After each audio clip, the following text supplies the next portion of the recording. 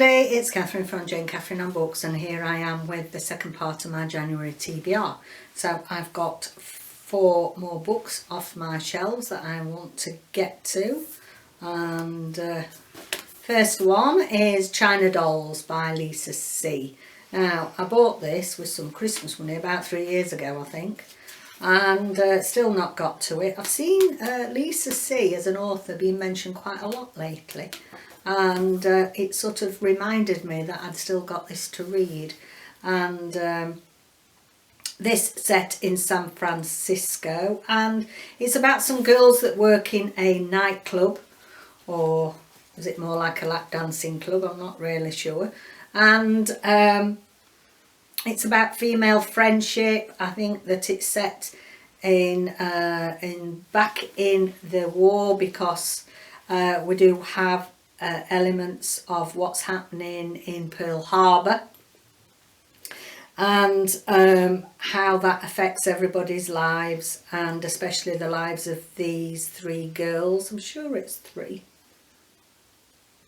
Sure it is 3 girls that all become friends. They wouldn't normally become friends, but in a way, because of what's happening in this book, they're all thrown together. That's about all I know, so we'll see how we go.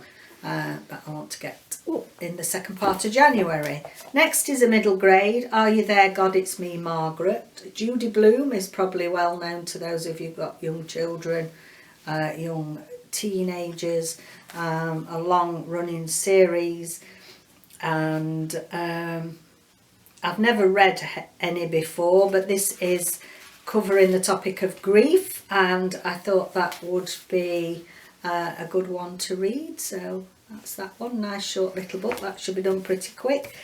Next, Secret History of Witches, Louisa Morgan. Now David's read this and I was going to read it straight after him, and then I got waylaid onto something else.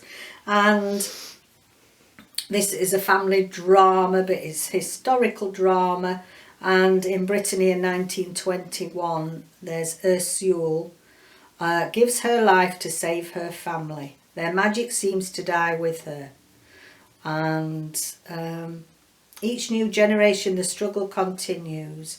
And also World War II elements as we get further through this book, so I don't know too much about it. May well be a split time narrative, which I like. So there's the Secret History of Witches. Looks a bit thick, looks a bit like there's quite a few. 484 pages, crikey. And then lastly, The Ones That Disappeared, Zana Fraillon, and this is a YA. But if you recall, I've read another year before last, I think it was now, The Bone Sparrow by the same author, and I absolutely loved this book. Very emotional, made me cry, and I'm expecting the same from The Ones That Disappeared. This is about Ezra, and it seems that she's in some sort of she's either in a gang, or it's you know, a particular world that she's living in. I'm not quite sure whether this is some sort of dystopian or whether it's real present day and she's in a gang. The tattoo on Ezra's arm says she belongs to the snakeskins. It means she must do what they say. So I think it's probably more looking at today's gang culture. They think she's forgotten who she is, but that's not her truth. Ezra has something to say. It's fierce, wild, strong, and a little magical too. This is her story. I've had that a while. Can't understand why I've not read it before now, considering how much I love The Bone Sparrow. It was a solid 5-star read, that book, so why ever I've got this read, I don't know.